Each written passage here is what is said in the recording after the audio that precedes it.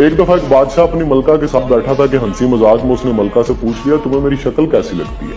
मलका जो बादशाह की अजीज तरीन बेगम थी, वो भी जरा मजाक के मूड में थी, लेकिन उस वक्त उसने जुमला बड़ा करख्त बोल दिया। आप उसे स्लिप ऑफ टंग कह ले। बोली, मुझे आप शक्ल से जहन्नमी लगते हैं। ये फिक्रा सुनने के बाद बादशाह को गुस्सा आ गया और बोला, मैं अगर जहन्नमी हूं तो तुम्हें 3 तलाकें देता हूं। मलका ने यह सुना तो उसने रोना पीटना शुरू कर दिया और बादशाह को भी कुछ देर बाद अपनी गलती का एहसास हो गया। अगले दिन बादशाह सलामत ने मुल्क के तमाम उलमा, मुफ्ती साहिबान और इमामों को दरबार में बुला लिया और उनसे पूछा कि क्या इस तरीके से मेरी तलाक हो चुकी है। सबका बारी बारी यही कहना था कि हाँ, आपकी तलाक हो चुकी है और शरीयत की रोशनी से मलका आलिया अब आपकी जोजा नहीं है। इस महफिल में एक नौजवान मुफ्ती भी मौजूद, वो एक तरफ हो के बिल्कुल खामोश बैठे रहे। बादशाह ने उनसे भी यही सवाल पूछा तो उन्होंने कहा, जनाब ये तलाक नहीं हुई क्योंकि आपने मशरूत तौर पे कहा था कि अगर मैं जहन्नमी हूं तो तुम्हें 3 तलाकें देता हूं, और अभी तक ये तय नहीं हुआ कि आप जहन्नमी हैं कि नहीं हैं। आपको अगर कोई शख्स जन्नती होने की जमानत दे दे तो फिर आपकी तलाक नहीं होगी। बादशाह सलामत ने जोशीले अंदाज में पूछा, लेकिन मुझे इसकी जमानत देगा कौन। सब ने सवाल के जवाब पे अपने सर झुका लिए कि दुनिया में कौन शख्स जन्नती है और कौन जहन्नमी है, इसकी कोई जमानत कैसे दे सकता है भला। नौजवान ने जब तमाम उलमा को खामोश देखा तो वो बादशाह सलामत से मुखातिब हुआ। बादशाह सलामत, मैं आपको ये गारंटी दे सकता हूँ, लेकिन इसके लिए आपसे एक सवाल पूछूंगा। अगर आपका जवाब हाँ हुआ तो मैं ये आपको जमानत दे दूंगा। बादशाह ने कहा, पूछो।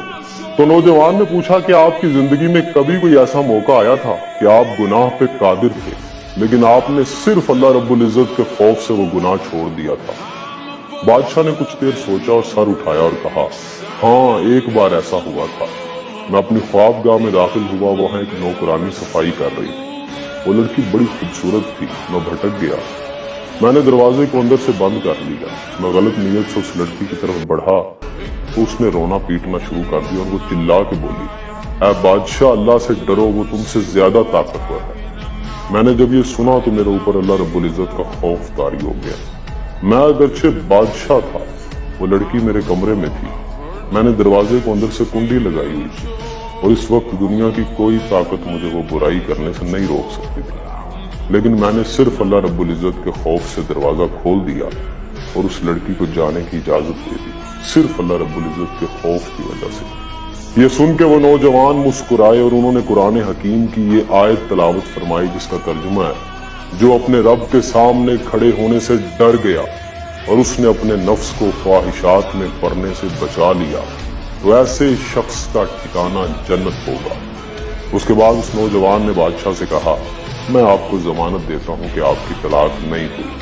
वो नौजवान इमाम शाफी रहमतुल्लाह ताला अलैह थे। इंसान शायद पूरी जिंदगी परफेक्शन के साथ परफॉर्म नहीं कर सकता। गुनाहों सवाब के नसियान में उलझा होता है, जबिल्लतों की कशमकश में उलझा होता है, लेकिन फिर भी कोई एक लम्हा तो ऐसा होना चाहिए जब उसे लगे कि गुनाह पे पूरी कुदरत है, पूरी ताकत रखता है, लेकिन सिर्फ अल्लाह रब्बुल इज्जत की जात की वजह से उस वक्त गुनाह न करे।